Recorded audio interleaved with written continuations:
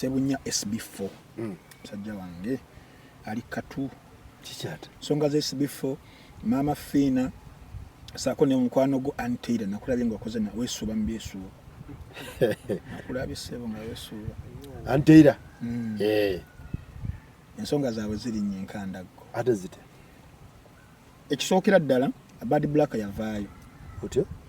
kuna kulwalirwa kuna nakola video na alleging ntiki nti no munnange mukyali awo mu abatulaba n'abatuuliziza obufumbo bwa mwami SB4 ne mukyala Anteira bwagwawo dda nekyo si kyekikulu ekyokuggwawo dda ekikulu waliwo yabumenya n'amwatula omuntu gwe yayatula nga maama wa ggwanga Bad Black yabitandika n'abyogera nagala n'ogamba nti abalowooza nti nniima munoonyeeko era mbadde mukubirawo ku ssimu ne mugamba abitubuulire naye tebaddeeko nja kwagala okwongera okumunoonyaako ndabe kati speculation eyo Bad Black ye yeewaayo nagamba kankole ki Bad Black yagamba atya Bad Black yagamba bannange mmwe abatulaba n'abatuuliza mugyebale konze maama Jona ekyali ku ebyo naye obufumbo bwa Anteira ne SB4 bwaggwawo dda era n'omuntu yabumalawo ye maama Fina bigambo bya Bad Black si ntambize ndi mutume ndi messenger kakati munnange internet ngekwata omuliro internet wekwata omuliro nga maama Fina ne SB4 tubalengerawo ku live ya Kabaata ate nga bonna beebuuza munnange wagawulidde teategaliwa bakunjagaza amamami kituufu tweyagala nedda bannange okweyagala mu mbeera ki okw'omukwano okwalaavu so omukwano friendship love bo ne babyewaka nabaami in fact tebabyewaka tebabyewaka nati tebabiconfirminga embeera gye batulekamu bakyogerako boogezi era bwe Sunday national address nabalabye tugaba bannayuganda bano babala beyagala buzibu ki wakirese mutya wakirese ntugaba bannange tuyinza okuddaawo tukomerera nibala nga beyagala nga kyebasazeewo beyagale tebeddira gumu Shalomu n'agamba ate ono mukulu nnyo kwono namugamba nedda enkulu tenywa Shalomu enywa abiriitaliitaawo wane magala nalabye naye ni magala muzeyi magala bannayuganda mutwalire olugezigezi maama Fina wabasazeewo nga mu bantu bonna miliyoni 4.9 zetuli alabyemu Sebunya muleke agende naye kakati tubeera tuli awo ku lunaku lwabadde lwakutaano ekintu mukitabudde bakitabudde nze kubuulira nze ndi sekanolya nze muwanvu nkubuulira bya kibuga mwe ku Sunday Nation mwagala mutya baleke byeyagali ukibanga kikyo mwe mukiwagira nze ng'oli maama wooli bannange omuntu tali eyo kokkansa tola president wa Bufalansa oli omukazi tulabye ebintu bingi ese bagenda okusooka bekiro ekitambula soko okiruke wekibanga abantu bategeere kyatambudde kiti ekintu twatuusewo tutya kakati awo tutuukiddewo awo Anteira yakola emikolo twakola ne shock last month nga gulawo dekeyaye baby shower yali business shower nga gulawo Little Tailors wagigulawo tetwalaba SB4 ku mukolo tutala SB4 ku mukolo tugenda okulaba ate Anteira akaba amaziga tugamba tugamba wali abakyala we batyo abali essanyu akaaba abali ennaku akaaba buli kintu kimukaabya ekimuwomera kimukaabya n'akatono kamukaabya tugamba bamutabani muwala wawire mukaabya ekyo netukola ki netukireka naye ng'ekibuuzo kyali kyebuzibwa ate nga ye Teira si mukaabya ono ye mutunzi wamulaba akaaba nogamba atali muwala wawire mukaabya kye kimukaabya okitegeera nentukira ne kumbwa yewe yafa yakaaba Pexi piki yoyo akaaba nengamba kirako nalema olukaabi ki akaaba nnyo olukaabikaabi ng'akaabiraki ebintu byali akaaba nga tebivaayo tatunyonnyola naye okitegeera kakati embeera nebeera awo tuba tuli awo nga tugenda bamubuuza lwaki ono tazze bamubuuza naye yeebuzaabuza weebityo kati amawulire gagenda ngakola ki gatambula pressure nesukka etya nesukka ku maama Fina nga maama w'eggwanga oli maama wa ggwanga bimusukka ko mumuwayiriza mutya ku bintu ebitamukwatako bimusukkako bitya anti bimukwata tabirimu ate muteekako anti biba bimusukkako bitya bigambo bye nagamba takirabanga era yatunula mu passport n'ayita muwala we Silivia nagamba tuve mu ggwanga lino tuli balekere abaana bano kyesiba wadde era yayita fiina yamuyita namugamba tukebera mu kaawo passport zaffe tuvira ate nga tebagala nagenda mu nsinda bagenda mu bwengula abatali bateesi era nakubira ku Sebunya mutabani we uli ready tugende oba tugenda ku maazi oba tugenda ku Egypt oba tulina galaxy tugendako tuviire ensi kubanga we twagenda Sweden nga tuvudde mu Uganda ate bu video bwafuluma nga penge azina amazina naye kati talina nsi gye yesiga mama Fina bannange kati munange pressure weesukka ennyo esukka ddi ku Lwokutaano Lwokutaano Friday yes yasukka pressure yo pressure efubutuka wa mu bantu bana abaana ba TikTok bani abaana boogera ebintu Shadia Wachagulanyi n'ayogera Luwirayiti n'ayogera bano Sefuko n'ayogera Ebadi Black n'ayogedde ne bannange pressure neesukka ku mukyala mukazi wattu na TikTok bayetaaga beera regulated n'akuma ebyoto ani mama Fina what na wakumamu tegwaka nayita ku bajjajja jajja Mukasa golwana entalo jajja Lubowa jajja Nagadya nga bwana wa TikTok bumulemeddeko buganyi nga bugamba ki nga bugamba mukazi gwe ole message obufumbo bwa mwana wattu ejjedde ate wano wefulambo ate no mutabani wo omuteka ne mu byapa ne mu biramo kyekyabaluma oba kyabaluma abaana ne boogera ebigambo ebiyitirivu mukazi wattawo pressure wezikola ki wezimukubira nasoka ne yeeyuna essabo naggalawo era abalwadde abali awokola olunaku yabagala mujja kudda nkya abalwadde balengera amafina nga agenda emmindi ye waye tetuli ku Sunday Nation ani nkusiigira kifaananyi kubanga Sunday Nation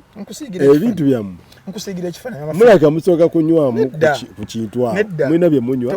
ne mutuulawo kachako konywa ono soda koko n'amazzi waye mukulu omukulu anywa kyono sanga tantomeza black label kati kusigira ekifaananyi abalwadde be yali ayisa abali bazaawo okubambulula kolaki bamulaba ng'ayitawo n'emmindi naye amuyita mama Finance fa nzaddako omulayini wa nasoka neyeyo kyessabo naggalawo osimanyi munayisa mama Finance liyina oluggi kolo yeggalirako ko munda nakoola bajjajja ng'ali bwogwa nga kiki kana na mukongozi nga pressure yaba TikTok abana ba TikTok okujjako bujja TikTok nga weebaka mami namukubisa lwaki mweteeka ku mami weso niwe TikTok gijjeeko bujja yajagala nnyo bisawa abakola live anti buli muntu ababbira mu linnya leka talina monitoringa kyekimubeezako mukazi wattu n'okuyamba ku balina ebizibu era atulabira okwo leero n'ayamba Saimo namuzimbira ku nnyumba luli n'ayamba Kasuku namutwala mu ssomero luli n'ayamba Ntambi na sente zange ez'okomera atayako $2,000,000 atulabira okwo mami kakati mami kati akoyesizaawo kakiko byogera nebiggwa disclaimer n'okola disclaimer Nazirya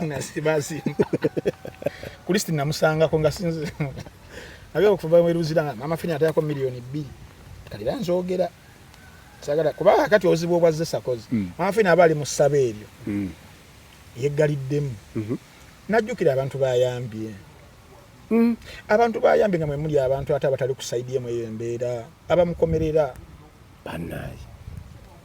akati nga bakomerera waki bamukomerera mu mbeera eno bali kusaidiya niteira ngate bali asedeze ngati yabayamba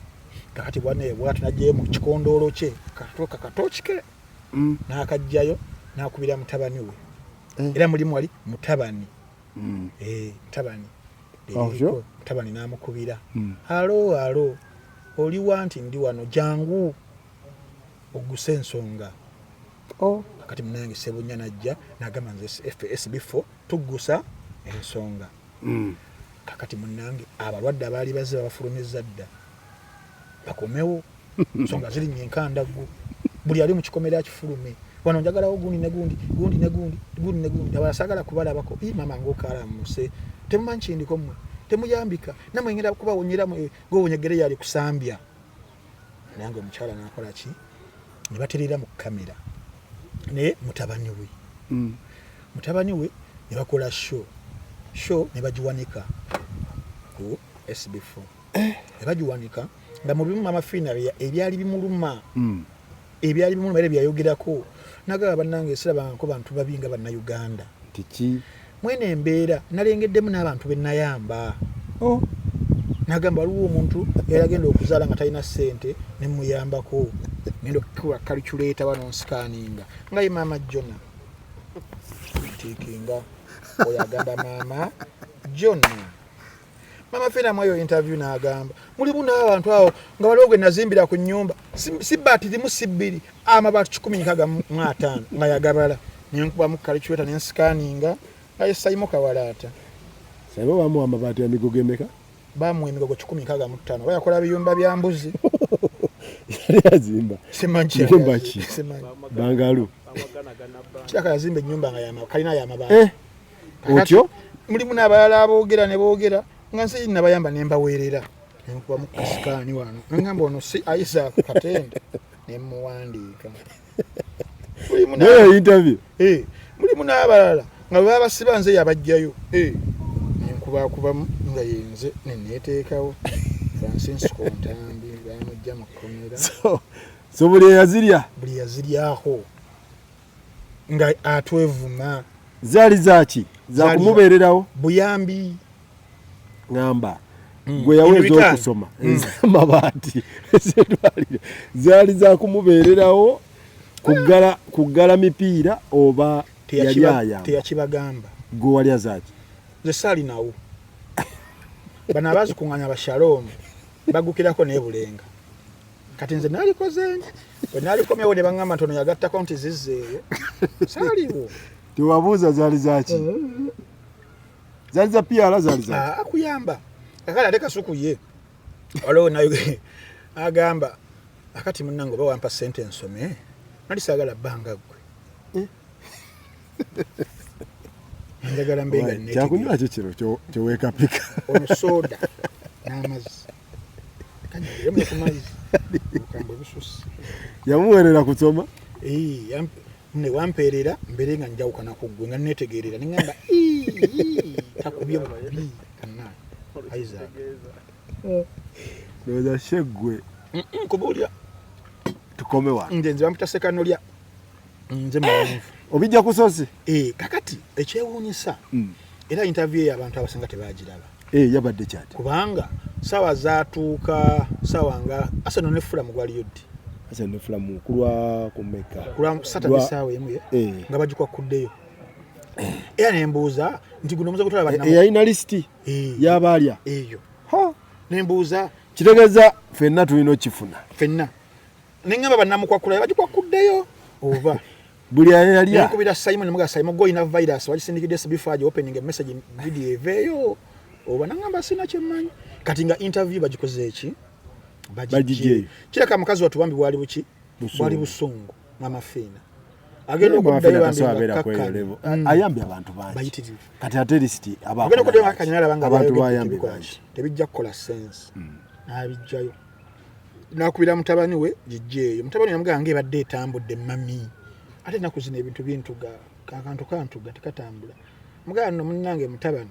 teekayo amini jjayo genjogedde bibadde bikambwe kakati ate olunaku olwajjo mutabani yennyini naye ne yeekama ateekawo kamera bali mu maaso nemutunuulira nanyiga wali pule nadduka mangu n'atuula eno yakoze ka timer 3 seconds natekamu ne kabeedi akayimba mwakawulidde nga tewali kugiraagira n'agamba mutabani we n'agamba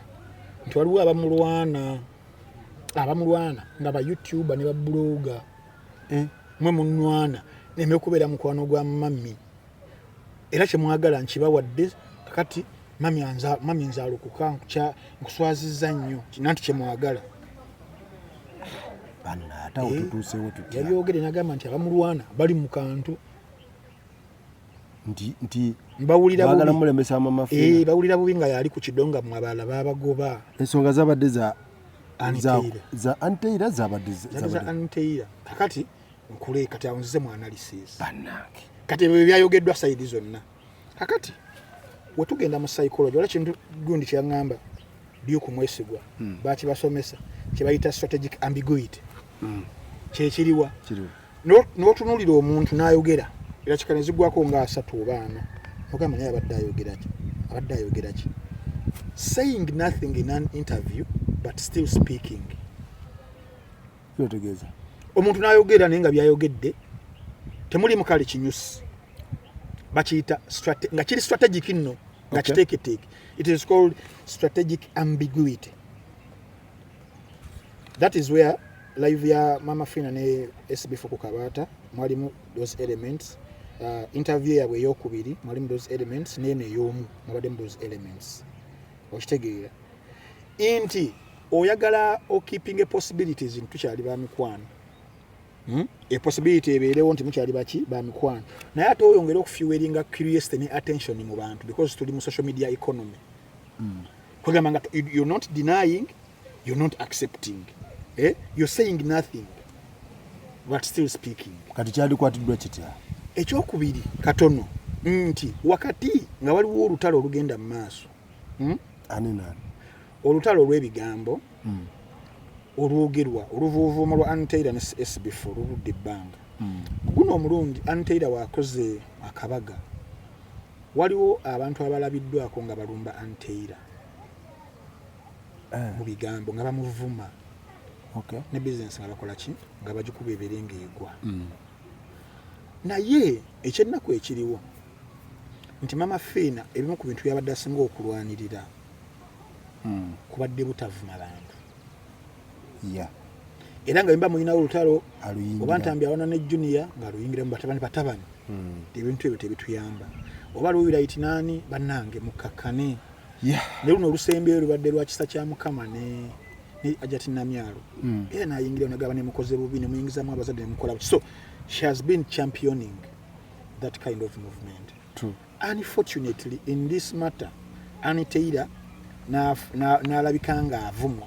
abantu abamuvuma sinza confirming nga ntambi nti Mama Fina yabasindi kuba SB4 no kinako bujulize ekyo naye mu mbeera eyo Mama Fina twalisuubidde okubanga ye Mama Fina afabadde nga ayingira mu ntalo z'abantu abalwana okukakanya abantu abavuma abantu agaba ne mukakana ne Antaira yamuteredde empologoma nezikola ki nezimutaagula ani yazitadde ate yamuteredde so si yatadde kagamba yaki yagambya fair play on okitegeera kakati nekirabika nga nekibeera ng'ekiddamu ebibuuzo ebyani eya Bad Black yes statement asobola zidefending yagambye asobola okubeera nga abirinako obuyinza simanyi obukakafu yayogera kiri eriye wakati bino ebintu biri mu family ya Mama Fina nga yayina family mufumbo right si mufumbo simanyi mufumbo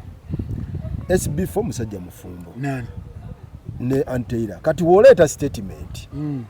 Bad Black tiona ayagala ono kitegeza okuba family ebbiri ananzo bayina obujulizi alina obujulizi obusobola defending ekintu ekyo singa yatwalidde mu mbuga wawiddeyo omuntu agenda kutwala mu mbuga kati awo noza point weziri kukakasa bigambo bya Bad Black antebikola ki nti bituufu oba si bituufu noza debate yandibadde awo ekyokubiri nti emikisa gye badde bafunye si business kuvuma business yamu kuba Mama Fina na business ye nono Taylor ina business ne SB4 ina business ngentalo tuzijja ku business ne tu defending statement zino Bad Black azalese muki mu public kyo kyembadde gamba nti emikisa gino ejja interviews zino essatu omu ku boss nga yatuyamba buyambi niyo yandibadde dakiika emu seconds asatu nagala bugambi nze ono simwagala tetweyagala kiba kiwedde kiba kikirinze buli kimu omu n'avaayo n'agamba nze namuta but no one is denying, no one is accepting. Kyekiri kyenagamba strategic ambiguity nti no baba batyamu nti wokidinayinga amazima gayinza okuvaayo oba oswala ate wokigaana nga kyekituufu oba wokikkiriza nti muno mweyagala oba olina obufumbo bwosatuludde buyitirivu sokolinde bwekikola otya strategic ambiguity yetya yeeyo gyembadde gamba omusota nga guli mu ntamu wokuba emmere eyiika tekola ki temulya era bwe gusigalamu yatokwenda kola ki kulya kati mu kesi ya mama Fina SB4 ne an we watch but they gam nti the only solution would have been in those interviews esatu ze bakola one of them okubera mu part where they are either denying or accepting but they are not doing any of those two they are deflecting SB4 yakuyingizamu emikwano nti abali mu kantu babugazi mutabula such that attention eba ku relationship yabwe edde kuba era abantu ngababuza kati bani abatabulani bani abalimirira SB4 empindi ku mabega discussion yabaji diverting ngawo okitegeera kati bali badde nkugamba nti obuzibu obuli mu eche ekintu era katuke balimu mama Fina kali mu SB4 kategeera mu communication kaliwa singa kkiriza oba singa bakkiriza nti beeyagala mama Fina ne SB nti kijja kijje the problem eriwo onakulaga nti mufumbo onakulaga no mufumbo so morally I think mama Fina abadde representing the moral values mama kiba kifa kiba kyalike eno kimukubya shiba kuyingira bufumbo bwo mukyalo oli abantu mu bulamu bw'ensi bwonna ne yalaba kwagala nti oli muyimbi waabwe naye kituka ku nsonga za marriage baddako nnyo ku side ya victim kati wano ensi yonna eri ku muntu omu anyiteira they feel her pain how gyayitamu kubanga nabo babiseeyiseemu bakolesedda ku basajja naye balekaawo okitegeera kati mama we bakkiriza mama Fina nakkiriza gonogamba nakkiriza atya wakkiriza muno tweyagala image ebeera efa ebibozi biggwawo ate biggwawo naye baba beeziise image ya mama Fina ebeefa baba bagenda mu panishinga nnyaba bw'atakkiriza bwe guli bw'atakkiriza bino biba bigenda kusigala nga bikola kiwe ebiri bisigala bitambula yes but ukibanga kituufu nagana bugani kiridda bosodo ukibanga kituufu ukibanga kituufu nti beeyagala eno mu mawulire najja nagamba tebeeyagala na denying obuzibu obugenda okukibeeramu nti waliwo abalina amazima bayinza okugaleeta myezi nga musanvu tewali anti omuntu alina amazima omumanyi tewali abasobola okwogera omumanyi singa yeekyawa nekimusukkako ye Naalongo tewali mazima anti Naalongo bibozi kyobola abantu gye bamukutte bulungi teyatuwadde kitwagala lwakuba public erina kyeyagala owulira ekitaliiyo ng'omanyisa waba tekiri naye twagala ekintu nga kirina proof kuba n'abantu abasatu omu kuba akireeta yenna akireeta anti alina kireeta kirina obujulizi anti alina kireeta y'omu ku abo abasatu tukita triangulation theory kati kiregeza mama Fina akyali mu triangle bwakkiriza nti tweyagala ne SB4 image yeefa era abantu bamukyawa olina omusajja oledde oyingidde obufulu wa muwala wo wadde opotrayinga ekifaananyi nti bano baanabo oyagala otya mutabani wo nerifaanaganako bw'awakana nti tetweyagala naye nga kituufu amazima tegava bagenda muhiitinga bubi bintu bibiri mu nsi betasobola kudinayi bibiri bisatu olubuto wadde lusobola okuvaamu ebbanja olina okulisasula n'omusango olina okuliwa tosobola kwebuzaabuza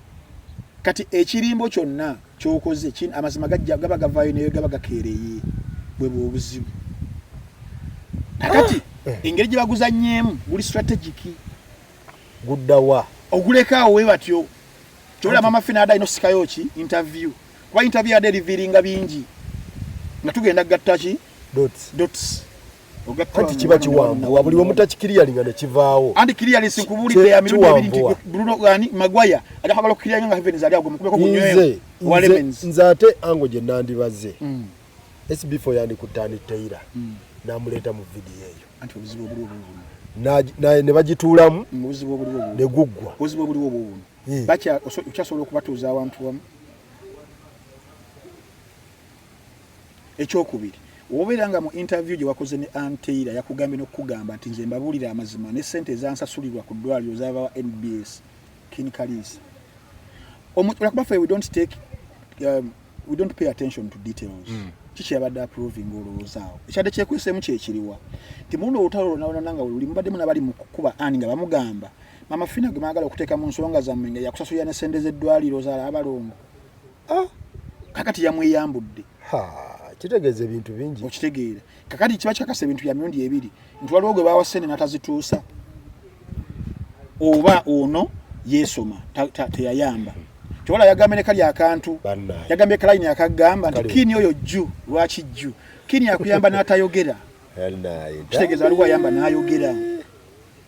okitegeera kigeze go towuliriza interview kipayo payo nze ne mpulira statement yamwe ebiri mmala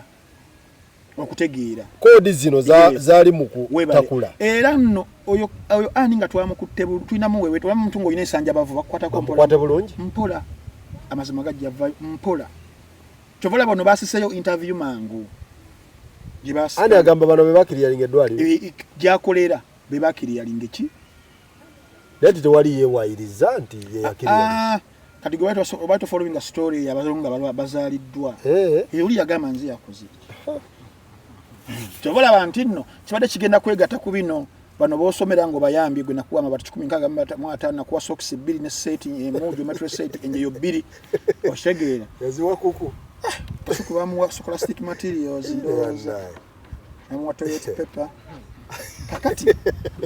mama fina yakola cha kirungi nyo kujijja kuba statement ya an eba kusangawo interview yo ngabana bagisalasala yali badde kola bubi kakati ekirimu ekyo kyekiriwa abo bonna basatu abali mu triangulation gundi conflict eri mu bantu baffe ani muntu waffe mama fina muntu waffe SB4 musajja munnaffe bwekiri naye the mature person in all this has been Anteira neze kyenandisabye mama fina teyandizaalukuse SB4 teyamuzaalukuse ate bulidde ogamba nti yamuzaalukuse yabyogedde nekyo ekiri kyegamba mama fina takyakwata amasimu ge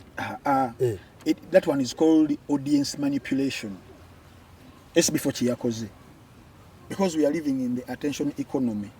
ofana okwewayirizaako ebintu ebimu tusinga okuba tewali abantu abakola interview eyakabata yasooka ku lwokusatu live ne baseka noseka nakuba n'obukule ku lwokutano ne batuula mwemu mu kiro ekyo ono we yamukyayidde nga naye kigenda mu maaso akimanyi ono SB4 yabadde ayagala attention eve ku relationship eyiye ne mama fine discussingibwa eve ku Anteira naye ekwate rutu endala waliwo abanwana kakati abamulwana nabo singa tebedda webanga nabo gye bali kwa waliwo kubeera nga bali bawandowooza webanga gye bali nga bamulwana singa nabo balujjamu bino nga tubyerabira nga tukwata rutu eno naye abamulwana singa yatuyambe n'aboogera nti gundi banwana era obujulizi bubuno nawulirako audio nga bweti odunga agamba bwati ne bwati batu oba tobiriveerinze byonna oba oyogedde nenga tolina kyoyogedde strategic ambiguity naye omukyala wakyamwagala ate katogera public lwaki emulemezaamu anti kakati sakoze ebyo byonna mubiwulira buulizi ne mubitwalaawo omukyala okyamwagala ku grounds ki what is love ng'omukyala wo gogamba nti oyagala koza omukolo ng'ogwo n'otabeerayo what is omukyala okubanga omwagala nga temukyabeera mwenna what is omukyala nga omwagala ng'atuuse mu kaseera nga social media waliwo abamukuba obubi naye ng'olina omukutu notajja kuteekawo omukono badange mukyala wange mukole ki omuveeko ebalaavu munnanga omuntu oba omwagala so sisuubira but anyway amanyi ekimulimu ye ng'omuntu but musajja munnaffe naye ayinza okubeera nga alina ensonga etazirima kisonga zatasobola kuba nga akola ki ng'atusizza okuwugira that is the kyemusaasiramu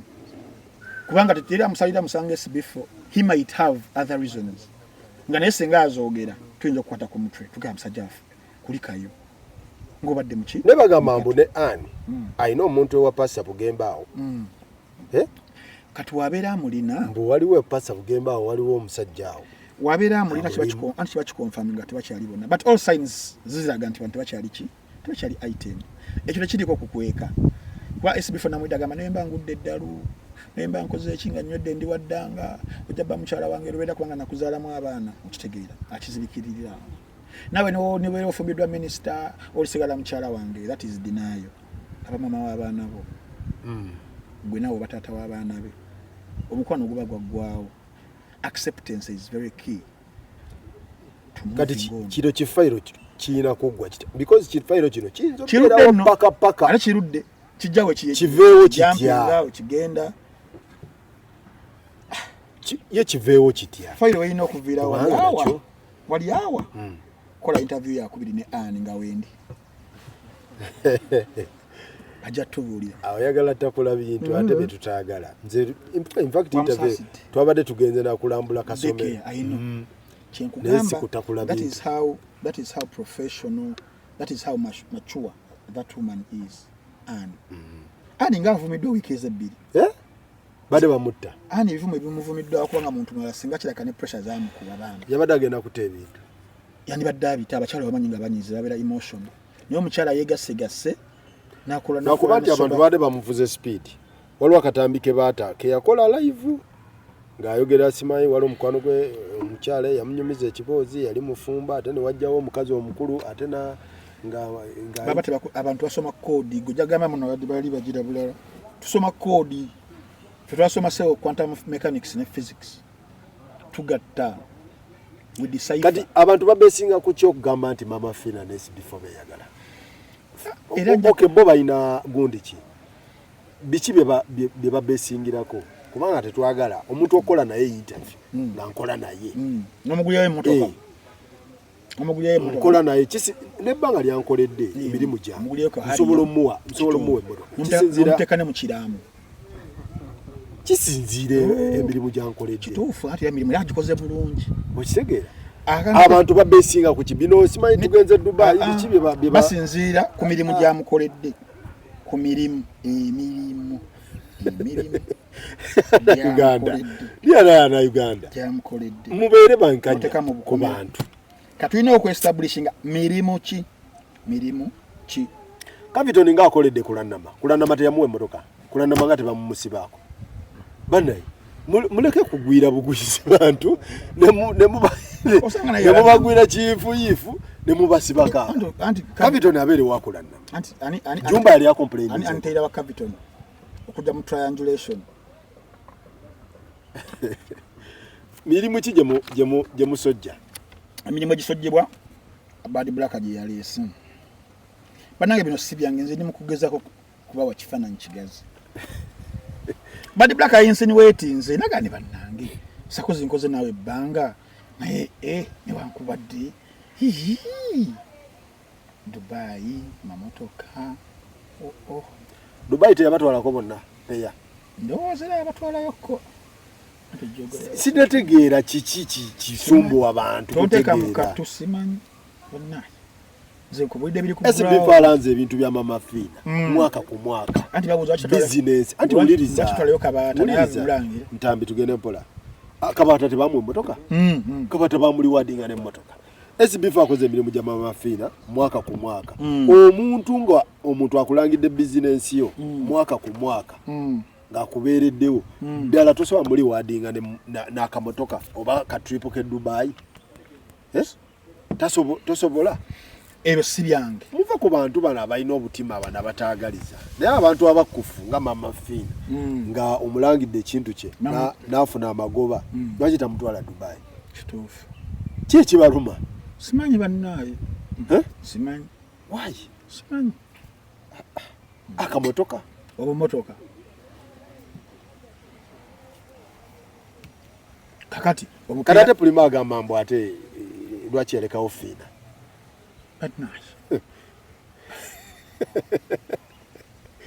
kati n'owulira kati nga Pulima ataleeta Pulima ne Bad Black bo bakumi bakaliro naye abakuma bafumbo ate kitegeeza bufumbo sabe nga balina info abakuma be bano abali eno ekikulu information Bad Black akuma Pulima akuma simanyi baani abakuma be bali ku side yeno abatandiyagadde muntu kubeera mufumbo isn't it information isaka kumanya no status zaako njagala info twagala nga muntu mufumba ateredde nti ziwe na kimera nti Irene Namatovu azza ayogera ku nsonga za SB4 anti yasi abadadiringiramu bano be bamu kati bamumanyi n'okusinga bakirema naye ddala oveeri maybe batubulire kituufu abaganda bagamba ewali omukka mwe mulabawo omukka gugu tewabula muliro byabaganda nze ndi Muswedi mwawula emikka kakati awo munange wetuli so weewo awo tuli kati mwagala gugwe gutya sina kyenjagala zinalyagadde mazima gaveeyo at a certain stage amazima bagamba gali kufuula ki ne kati bawa mama fina abiwulira atya bino olwa